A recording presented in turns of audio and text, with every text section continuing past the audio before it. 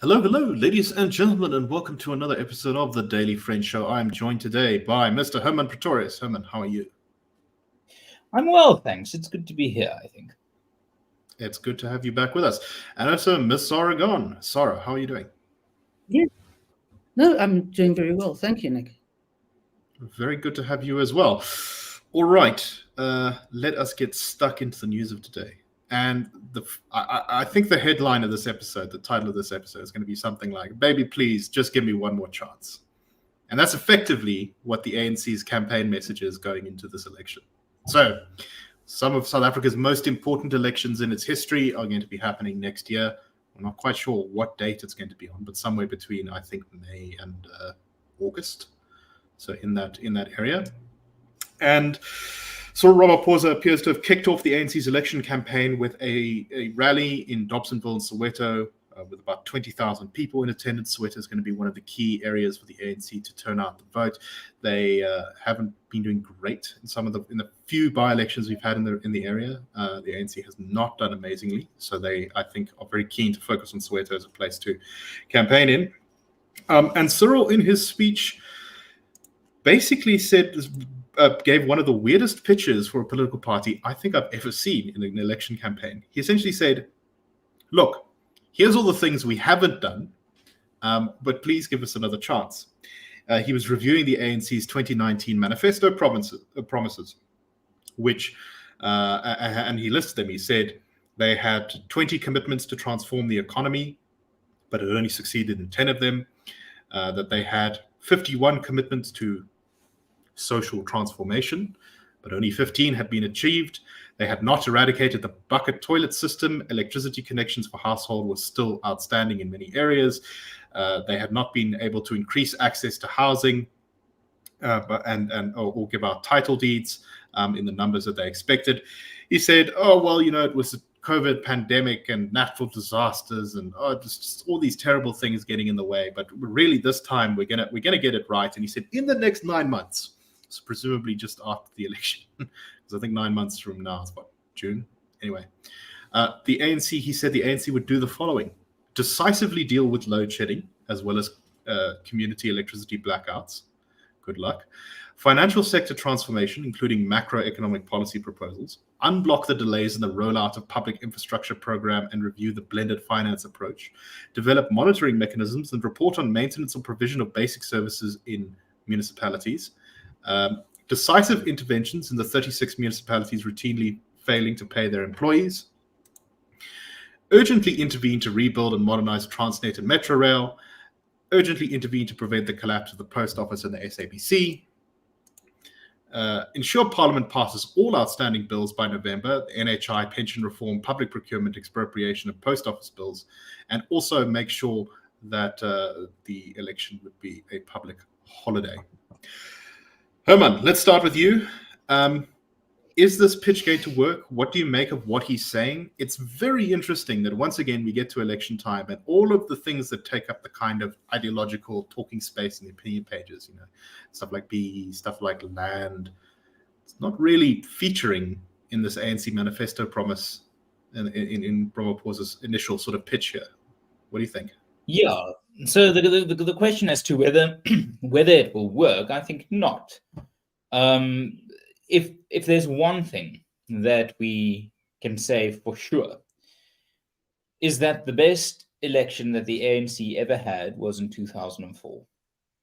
And the election in 2004 was after 10 years of the ANC being in government, and at the golden era of when economic success and growth in South Africa really took off. It was after a decade that saw the number of people Black South Africans in work essentially double from around 4 million to 9 million. It saw vast increases in the numbers of access to running water, electricity, access to schooling. So after 10 years, the ANC actually had something to point at. It was, I mean, unemployment was in the mid-20s. It's practically, we had a budget surplus. We rolled out social grants. South Africa, I mean, it was practically Neverland or Narnia, depending on how you look at it. It was just this point of upward potential, and the ANC felt it. The ANC didn't go into that election saying, this is what we are going to do. If we all remember that for many years, the ANC have always had this theme of we have a good story to tell. And for the first decade in power, that was broadly true. There were many mistakes, there were many errors. But if we look at what worked for the ANC in the past, it was usually the question of delivery. Have they delivered? Now, I always say the South African voter might not be sophisticated, but they are certainly not stupid. And if you look at this list of ambitions, you see it fail on at least 3 levels. Number one, it simply lacks credibility. And that is there for all to see. If we assume that blackouts and load shedding started in 2008, and in 2015, Sara Gon was appointed to head the turnaround of Eskom, and in 2019 he promised the end of load shedding, and in 2021 he said load shedding will soon be a thing of the past, and he now comes to the voter and says within the next 9 months load shedding will be a thing of the past. I mean, there's no one taking that seriously. No one taking that seriously. I don't think even Ramaphosa himself, to his credit. So the first problem is it lacks credibility. The second problem is it lacks relevance to actually the application of ordinary life in South Africa. IRR polling over the last 15 years, DA polling, ANC polling have showed what the priorities of South Africans are. And they are, across the board, straightforward stuff. Job creation. One of the great failures of the ANC has been on job creation. We see financial sector transformation, macroeconomic policy proposals, blended finance approach, monitoring mechanisms. I don't think the word job or creation was actually mentioned in any of those things that are to be accomplished over the next 9 months. So it's not credible, it's not relevant. And then the last problem is, it is, for all purposes, the worst positioning the ANC could put itself in, because it is in direct opposition to what a party like the DA can actually boast of. If we list those issues, decisively deal with load shedding, the DA beats them on that. Financial sector transformation, it's simply not relevant. And if we look at where unemployment is lowest, the most reliable form of sectoral and financial and economic transformation, the DA beats them on that. Unblock the delays in the rollout of public infrastructure. Again, they are not the victors there. Develop monitoring mechanisms. Again, they fail. Decisive interventions. I mean, at the end of the day, it's not credible, it's not relevant, and it's too little too late in a political climate that simply won't accept their nonsense. This is why they are polling either equally or behind the DA in Gauteng. This is why they are likely to lose Gauteng. This is why they are likely to lose KZN, because they simply cannot offer a program that's credible, relevant, and actually will be anywhere close to competing with the political offerings of their opponents, who just have to say, broken promises are your speciality, Mr. Ramaphosa. So as I suggested at the beginning of this episode, there's this kind of, sort of scumbag boyfriend type of feel to all of this, which is, you imagine a relationship where the boyfriend has stolen money, he's cheated on his girlfriend, he's done all these terrible things, and she says, okay, I've had enough, I'm kicking you out, we're done. And he goes, oh, baby, please, one more chance, I'll change, everything will be wonderful. It's the beginning of I'm turning over a new leaf. Look, I'm going to do all these wonderful things in just the next couple of days. Just please please commit to another year on the lease with me. And Nick, on that pitch might have worked in 2019 for Ramaphosa. He was new enough and unblemished enough and charming enough for many South Africans to not absolutely despise the man. That he is not the same Ramaphosa that he was then. So, I mean, that's cute begging. Sara, what do you make of all this? Well, I think I'll just refer to the one issue which I think kind of says it all. When he starts off by saying we will deal decisively with resolving load shedding. Then the question has to be asked, well, if they're not dealing with it decisively now, why would we believe that they would deal with it decisively after the election? Not just load shedding, also community electricity blackouts. I mean, there's decades worth of repairs that need to be done to do that.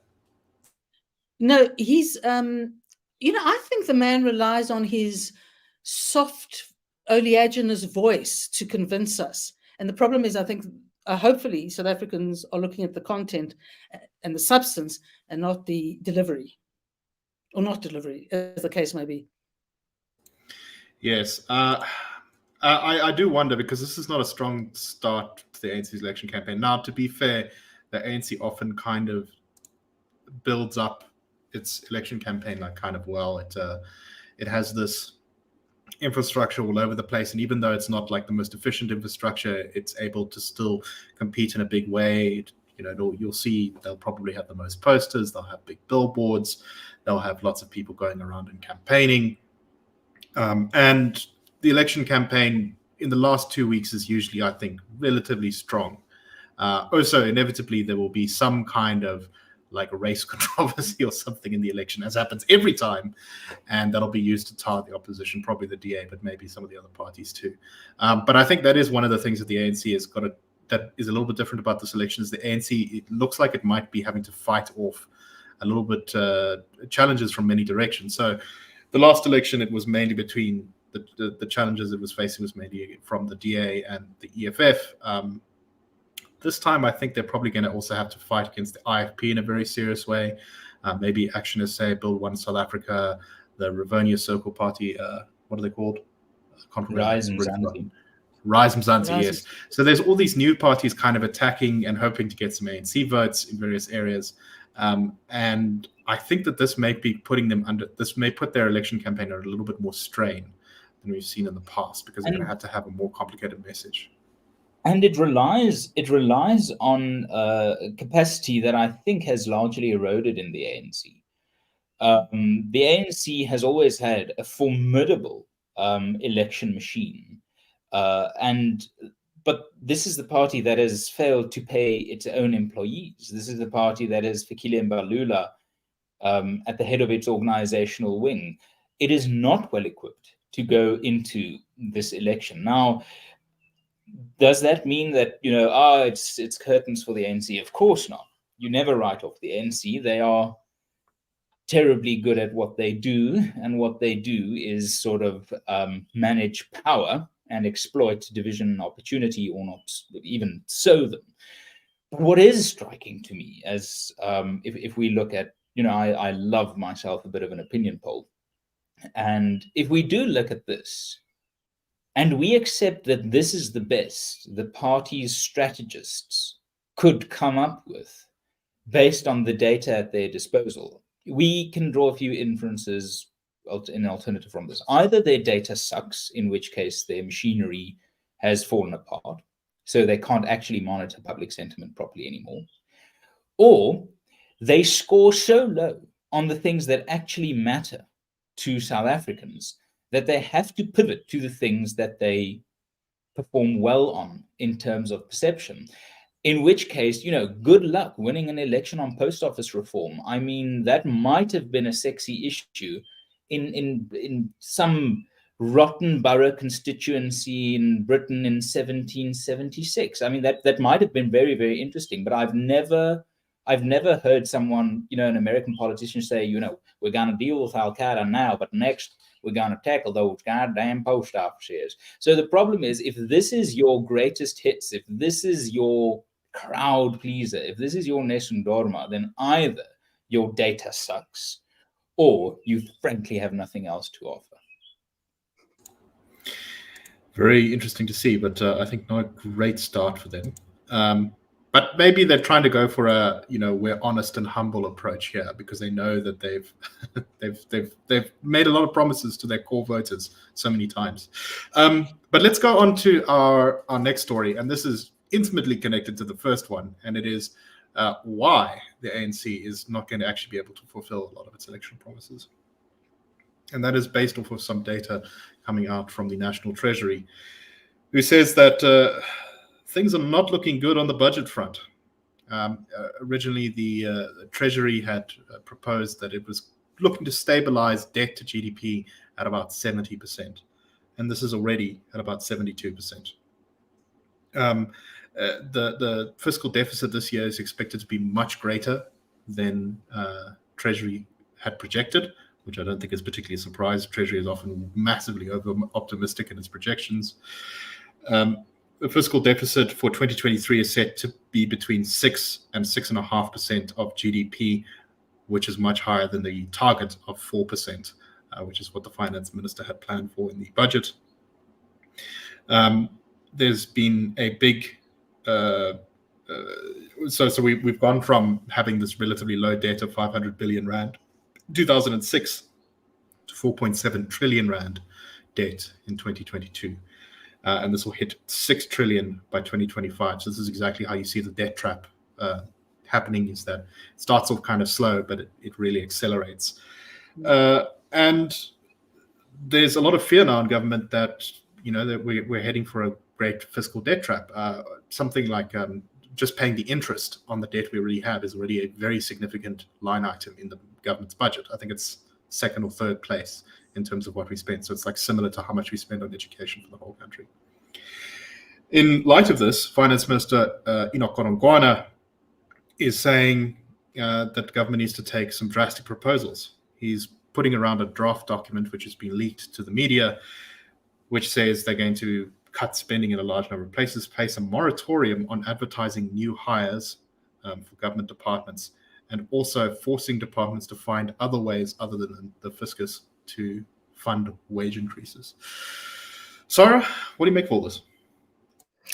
Well, I think there are probably 3 points, the one of which may not appear to be direct, but it says something about the ANC. Godongwana is desperately saying we have no money, although none of his proposals are going to bring in the sort of money he needs to reverse all these problems, or even, to reverse them. He does also say that one of the problems was the public service got too high increases this year, and that was a factor. So obviously they didn't expect the public sector wage negotiations to end up with things like 7.5% increases. But these are still tinkering around the edges, and one can go into the million things they need to do to make things different, like proper policies that commit to create growth. And that leads to the point I want to make is if you think about it, South Africa used to be the richest, highest GDP on the continent.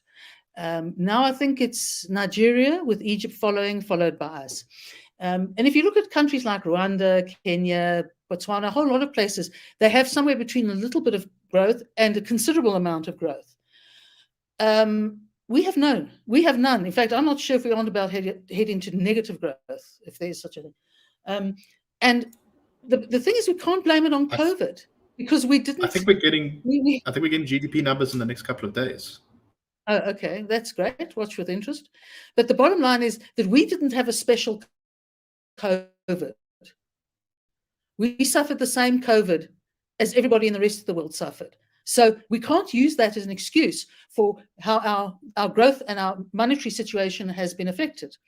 And that's the bottom. If I were the ANC, you can try and live off your sort of wonderful performance over BRICS, but it's actually a huge embarrassment, because everybody else that you would be looking at to join BRICS, or who even wants to join BRICS, doesn't matter what their human rights records are, they're growing more than we do. Everyone's growing more than we are, except for Russia. But we know why Russia's not growing. So, it's the bottom line is the good news. can't afford the NHI, can't afford expropriation, can't afford the land court, can't afford any of these horrible things. So maybe that's the good news. You can't afford to do things you haven't yet spent money on. Bully for you. That's it. Indeed. Yeah, the outlook is not looking very good because, as you say, China is still growing at probably 2-3% or something. I don't know what the latest figures are, but that's way down for them, and that is negatively going to affect us, particularly when it comes to something like exporting raw materials, which is one of the things that has actually saved. We talked back in 2019. We were talking a lot about the fiscal cliff stuff, and it was. And that only got worse, of course, when the lockdowns happened and the government was spending all this money and the COVID relief grant and all that kind of stuff. And then they got saved a little bit in 2021 when there was a sudden boom in commodity prices and the mines were able to basically cover some of the hole in the fiscus. Just to say that we have no commodity prices and we have no railway lines to send our stuff down to the ports. That's part of the problem. But part of the problem is I wouldn't be surprised if sort of the trend over the next couple of years is that the demand is down for those things. When you see an economy like China struggling a bit, maybe we can make up the difference and sell to other places like India or something like that. But considering how much has been driven of South Africa's growth since the ANC took power, it's been driven by basically selling raw materials to China and other things like that. That's not a great place to be in when their economy doesn't seem to be doing so hot. I suspect that we're going to have a turbulent rest of the decade. And that means that, in other words, we're not going to get tailwinds for our economy and our fiscus if the government doesn't do something quickly.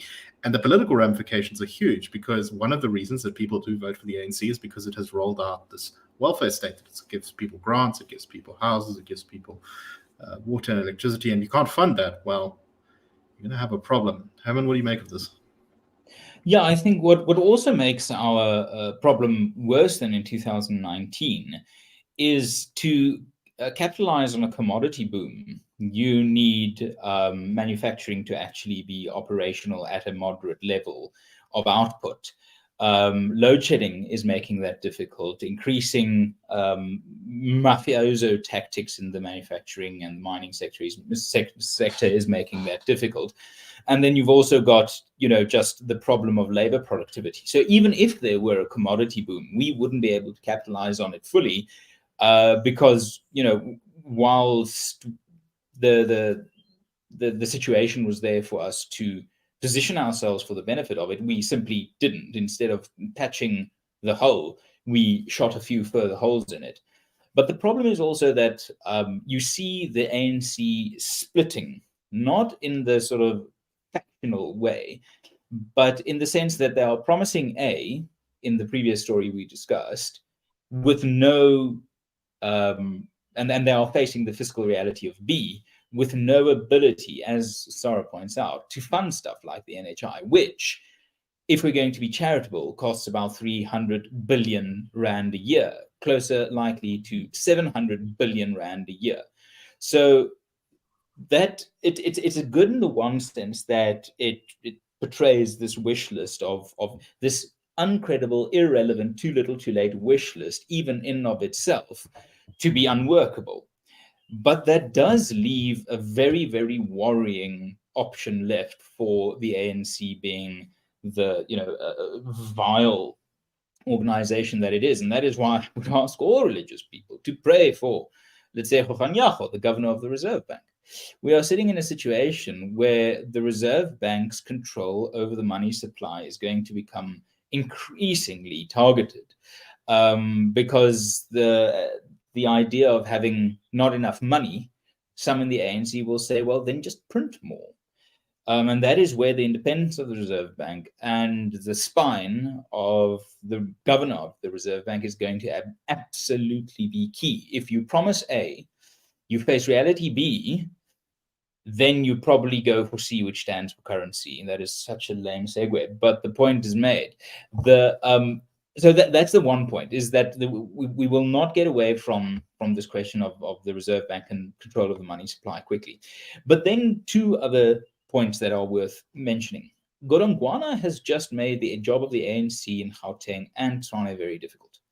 the Tshwane government has been saying we cannot afford wage increases for municipal workers.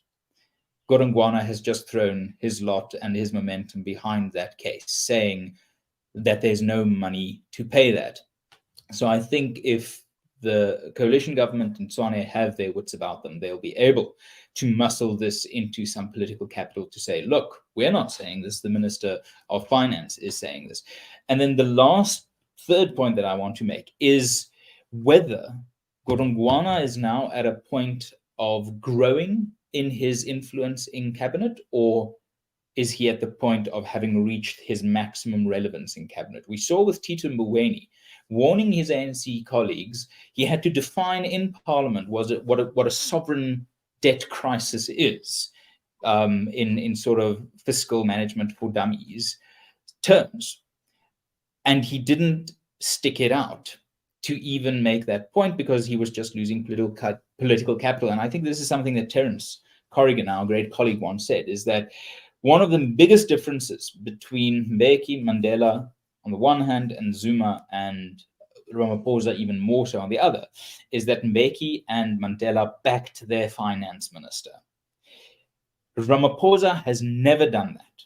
Ramaphosa's finance minister has never been able to act with the support of the president, making the president weak, but the finance minister even weaker. So either Godongwana is on the verge of building his political presence in cabinet to such an extent that he really can start calling the tunes, or he has now reached the peak of his political influence within cabinet, and we are going to see him decline in relevance, importance, and political capital, as Mboweni did over the next year or so. So that's something to definitely keep an eye on. If it seems like Godongwana is on the up, or is on the stable trajectory of sticking to his guns, and he isn't chastised by Fikile Mbalula, he isn't briefed against by those in the Treasury or the presidency, then that's on the whole good news for South Africa, because Godongwana and Lesego Kganyago are at this stage two of our best bets until the country steps up and realize that the power that we've given government has come back to bite us in the behind. But Godongwana's political standing, that's a thing that I'm going to keep a close eye on over the next year. All right, let's very briefly move on to our last topic. And this is connected to that horrible fire that killed over 70 people last week. The government in question was owned by the city of Johannesburg, I believe, and it had been hijacked, or at least it was very badly managed, and it had fallen essentially out of the city's control, leading to the terrible conditions that created the fire, which saw all those people die. And in response to this, government has freaked out a bit, I think, because it was such a horrifying story. It's one of the worst sort of death tolls from a major fire in a building in recent years across the whole world, I believe, actually. I know that in Britain they had the Glenfield Towers thing, which was similar number of people dead, and that was a huge scandal there. So government has said that the Public Department Works is beginning a thing called its Operation Bring Back program, which is an attempt to regain control over huge numbers of government. So this is just national government. It doesn't include the municipalities, buildings which have been hijacked or basically the government has lost control of. Out of 29,000 properties owned by national government, 1,260 of them are considered hijacked by the Department of Public Works. Sarah, what should government be doing here? Getting out of the way and get somebody who can do something properly, get in and do it. Because obviously, if you don't do something as soon as possible, these things literally just decay in front of your very eyes. And I wouldn't have trusted the municipality to have kept any decent eye on this building or buildings similar to it. It does have problems in the fact that the law benefits tenants. You have to take into account whether there are children in a building, elderly, disabled, before you can evict them. The taking back buildings that have been hijacked is horrendously difficult because you're dealing with crime on a very big level. But what can you say? one of the things they should be one of the things they should be doing is trying to get change to the very legislation they put in 1994 to give more power back to landlords, including themselves, as to what to do, and to be able to, if they have alternative accommodation, they should not be forced to give them accommodation within a 5-kilometer radius of where they were. I mean, there's no link between the two. I mean, one understands the convenience, but you can't expect a municipality particularly to suddenly provide for 3,000 odd people 5 kilometers away from where they had chosen to live. I mean, it's tragic, but I mean, that's part of the problem that the government faces. The other thing I want to suggest is stop calling anything Operation Anything, because it doesn't help. Just get on with the damn job and do it, and make sure this sort of thing doesn't happen again. Herman, your thoughts?